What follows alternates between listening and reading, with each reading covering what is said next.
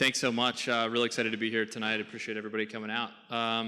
So let's see if it's going to connect here. Oh, there we go. Perfect. So my presentation tonight is a little more philosophical, and so really excited to sort of talk about how we think about solving the problem of hardware and software at scale at Latch, but obviously through a lens that's much broader than that. So we're going to talk about the past. So in the past, before mass market communications and the rise of global markets, there was this direct link between hardware creators and their users. So you think about like the blacksmith who, shoes horses. You go to the blacksmith, they provide a reliable service, and their reputation is directly tied to the community in which they serve that community. And so the creation and preservation, really, of a personal reputation drove creators to build products that people would love and use. And so a bad product might result in a short-term windfall for the person selling the product, but their reputation would quickly sour. Creating a good product could be enough to build a lifelong reputation for an individual, but also enough to build a generational company. And this system generally worked. Goods were of high quality, but they weren't accessible to everybody. So if you look here, this is Revere silver, so like Paul Revere, the Midnight Ride guy. This is still collected, and he was able to start this practice in Massachusetts that was really famous, pass it on through multiple generations, and they built these like really high quality products that were known in the community, and they continue to kind of gain renown over time. Obviously, Stradivarius violin still hasn't really been replicated, depending on who you ask in terms of quality, but they were only able to make a very few number of those products at that level. This is another kind of obscure example, but this is a Conestoga wagon, which was hand-built to help people go west. So this is a product that you would literally put your family in and trust that it would get you to your destination. So it was really important that the reputation of the person making it held through the whole process. And so this was a great time for product quality, but businesses couldn't really scale because it was all community-based, and you really had to know the person that you were buying something from, and it was hard to kind of grow from there. So then, if you look at kind of the present model, started really post-war. You have mass production, which introduced an entirely new set of technologies and products to consumers. So this is a 1940s Plymouth automobile factory. So this was in the middle of World War II, but they were still making some civilian vehicles. And obviously mass production is something we all understand and know. And as these new mass-produced items became economically accessible, the quality was lower than in previous generations, but people generally accepted that. And providing customers across the board with this whole new set of products really improved the quality of life, and it was a big accomplishment of this era. People were actually able to afford these new technologies and new things, and that was a positive. So this is the styrofoam plate, Dow Chemical. So it's not Revere silver, but it was mass-produced, and it was super affordable for folks. You have things like vacuum cleaners becoming available because you could make low-cost metal parts. And again, these weren't low quality, but they weren't high quality. They were meant to be used for a period of time and then a new one purchased later. First mass-produced instrument, depending on who you ask, the Fender Telecaster, same thing. Wasn't meant to last forever, but was meant to be replaced at some point in time. And so the problem that I kind of see is that the incentive structure for producers changed in this era. Lower costs became the goal, and so the importance of quality was reduced, and global markets meant that there was less direct responsibility for products that you created because you pushed a product out into the market and your responsibility was a bit more diffuse. And so in order to maximize profits, producers were incentivized to cut as many corners as they could without negatively impacting customers' buying behavior. So there's this calculation of like, if we cut out a little bit more, will people still buy it? And that was the sort of decision that producers had to make. That hasn't always worked. So Dieselgate, I guess you guys have probably heard about that. That was not so great, and it was about reducing costs and reducing complexity of products so that you were able to keep these low price points, but not really provide what the customer was paying for. Another example is Jawbone. Had a lot of issues with kind of first generation product because they weren't sealing the electronics properly, had to hit a tight timeline, had to hit a certain bomb target. So they had really big recalls, and it's probably why the company ended up failing was really the Jawbone up, the number of devices that they had to replace and the costs associated with that. Another one that was a little more recent was Mattel toys.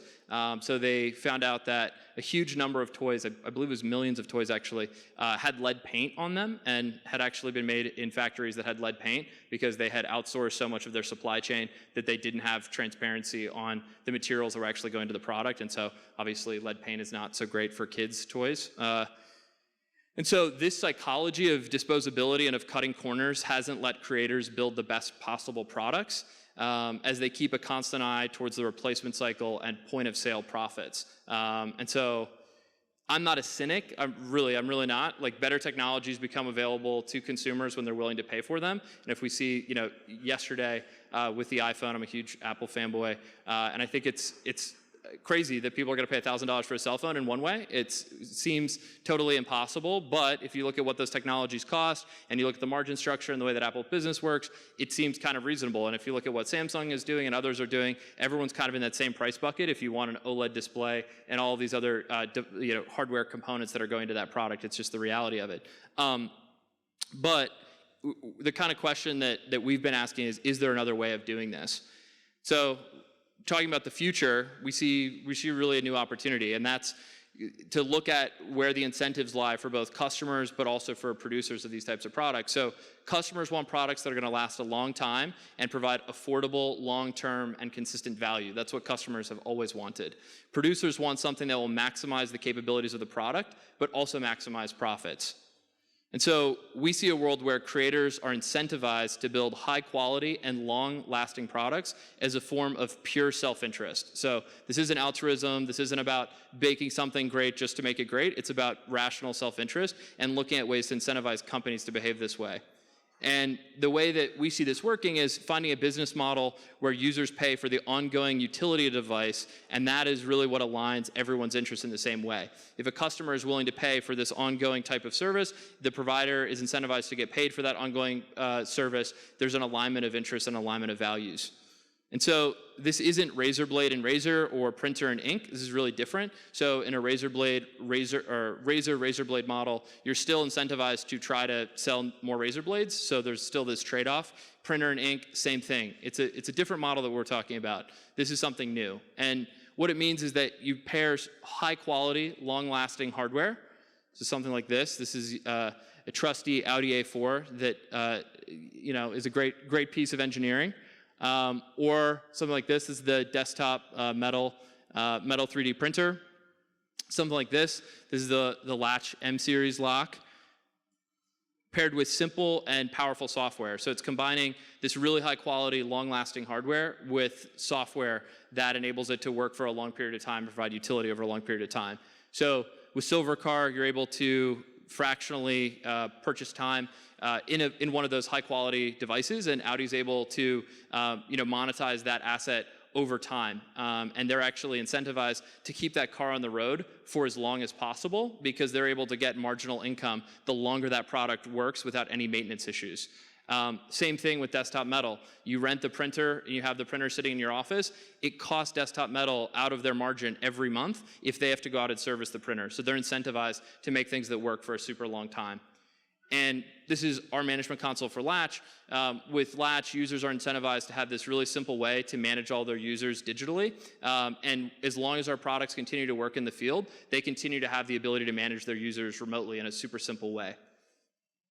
So with these business models, creators make more money the longer their products last. And so the idea of the replacement cycle, while it will still certainly be a factor, that Audi A4 isn't going to last forever, our technologies are not future-proof. All of these things have some lifespan upon which they will no longer be useful, but it's about extending that for as long as possible because the incentives for both the producer and the consumer to provide that value both exist.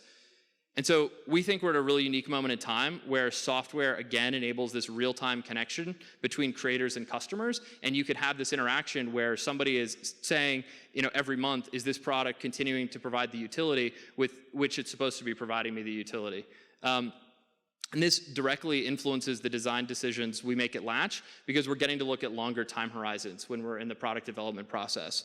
And so as we've kind of taken a step back, we've had the good fortune to get to spend time with a lot of really amazing real estate companies here in New York and study this market inside and out and say, what's the way that we can create the longest term value for our customers? And our customers are all large apartment building owners in major metropolitan areas in the United States. And so this is our M-Series lock. This is the first product we announced in 2016. It includes a 10-year mechanical warranty and electronics that are built not only for today's use cases, but really for the future as well. So we've tried to build as much into this device so that we are able to provide this ongoing functionality and do things for customers that they haven't been able to do before by providing that functionality and software.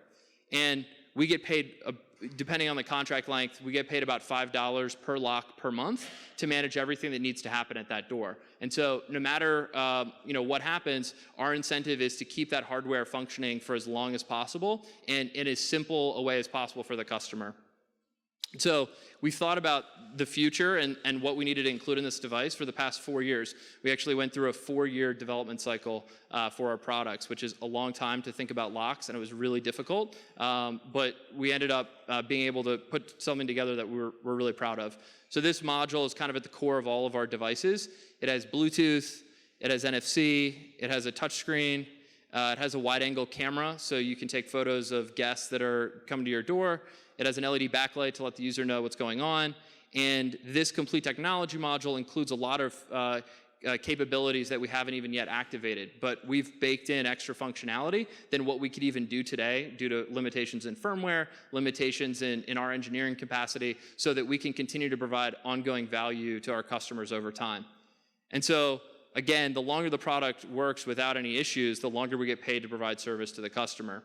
And so where a difference of $10 in BOM could result in a $40 price point jump in a retail environment, our question is, will this help the product work more effectively for our customer for 2 months? And if the answer to that is yes, and we're thinking about multi-year time horizons, then in every case, we choose the better component, the thing that's gonna last longer, because if we get 3 months, it was worth it to include that extra cost.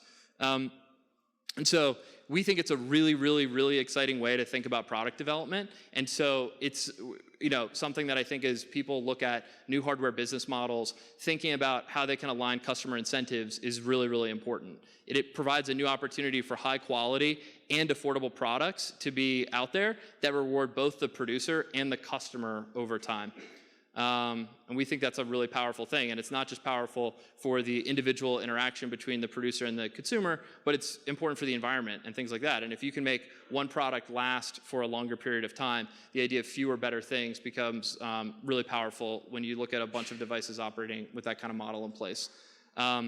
So we're just getting started. We think this is a new way hardware will work in the future. We're really lucky that we have gotten to work on this stuff. Super excited about it, and would love to answer any questions that people have about product design in this way.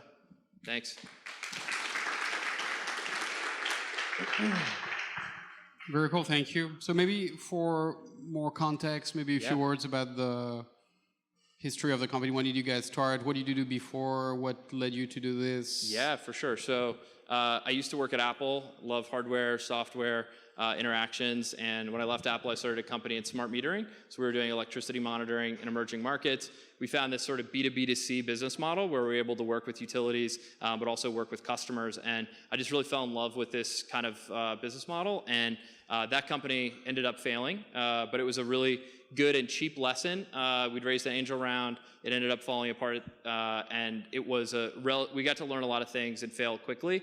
And then for Latch, I was able to take some of the team from that company and then find another co-founder to come on board and build our whole suite of products. And we had really great people that helped us along the way to really understand the market requirements from the beginning. So our first angel investor was a prominent architect, and so he was able to open the doors to a whole bunch of people that were designing buildings, owned buildings, and help us kind of understand from a customer discovery standpoint from day one what we needed to build to provide this breakthrough experience. And Thomas, who's my co-founder, was Johnny Ives first started the design team at Apple. And so you usually spend time thinking about how do you make this consumer product really great. But the challenge here was how do you make this ecosystem really great? And how do you look at the incentives of each person in that ecosystem, whether it's the end user who lives in one of the buildings, the building manager, or the third-party service that goes into the building. A lot of our business is based on providing access to third-party services. And so it's how do you think about the hardware and the software experience long term with both the business model and the products in mind to do that. Yes, I don't know if that answered your question, but yeah. One question over there, and while the mic. Oh yeah. Yeah, while the mic goes.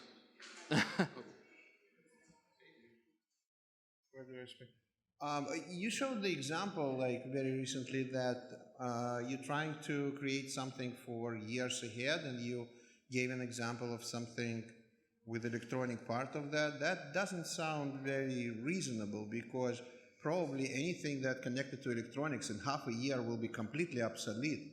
I mean, for example, the blue light will no longer be cool and everybody will like the pink light or green light, or the something like Bluetooth will go to version 5.8 and it will not be compatible with your version.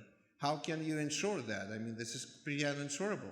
Yeah, it's a very interesting question. I think specifically with the sort of points that you brought up around Bluetooth. Bluetooth has been around in mobile devices for 15, 20 years, and it's a pretty consistent standard. And I would say, if I was a betting person, that you're going to have Bluetooth 4.0 support in mobile devices for the next 10 years. But it's a good point. I think the challenge is how do you design a product that ages well? And the real challenge is to provide something that doesn't look old. And to your point, if you have something that is very in the moment, it will look dated very quickly. I'm really into cars. If you look at the industrial design of cars, I picked Audi because Audi is like the most consistent industrial design. If you look at an Audi from 2002 and you look at an Audi from today, you wouldn't really know how many generations came in between. If you look at Mercedes, which are also great cars, they change the design language constantly. Every 4 years, totally new design language. And so if you're just driving the vehicle from the previous design language, it looks super old. So the challenge when you're building products that are gonna last for a long time is how do you kind of make something that doesn't look dated? If you look at the kitchen appliances, that's a place where we took a lot of inspiration. They're boring, but that refrigerator, wouldn't have looked out of place 20 years ago, and it's probably not gonna look out of place 20 years from now. So how do you kind of take that comfort that the consumers have with a particular type of product and a particular type of aesthetic, and then use that to your benefit? Thank you. Hold on. Thank you. One question over there. Yeah, I think one of the nice things about an old car was that you could take it apart and understand all the parts and tinker with it yourself. Yep.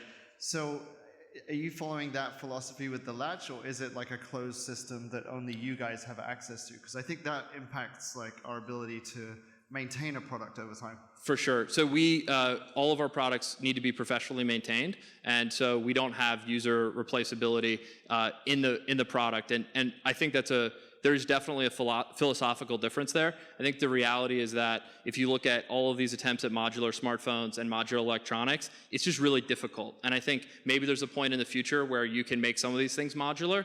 In our case, the black circular module that's in our product, that can be replaced. So if something were to happen with that, you don't get rid of all of the metal parts. You're pulling out one wire, plugging in a new component. And so you have some replaceability there. But if an LED were to go out in that module, you'd replace the entire module.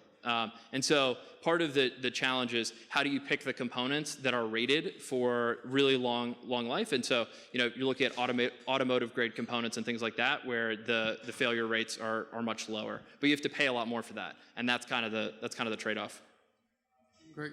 And maybe one last question from me. So you mentioned access provided to third parties. I think you guys did a really cool deal with Jet.com. That's right. Do you want to talk about what that is? Yeah, sure. To give more context. We just did a pretty large deal with Jet.com, which is Walmart, where they're actually paying to install our systems at 1,000 apartment buildings in New York City. So there's a decent chance that you or someone you know will have one of these systems in the next 6 months or so, but it will allow you to make orders of goods online, either from Jet or other service providers that we'll announce soon, and get deliveries inside your lobby in a non-doorman building. So if you've ever come home to like one of those FedEx door tags, sorry we missed you, we are getting rid of that, hopefully for all New Yorkers in the short future. So we're really excited about what that's going to do, and it opens up really interesting possibilities around off-peak delivery, unattended deliveries, because right now, if you're a major national carrier, you have to make deliveries between 8 and 6, which are business hours when people are there, but that's when everybody's out and about on the roads.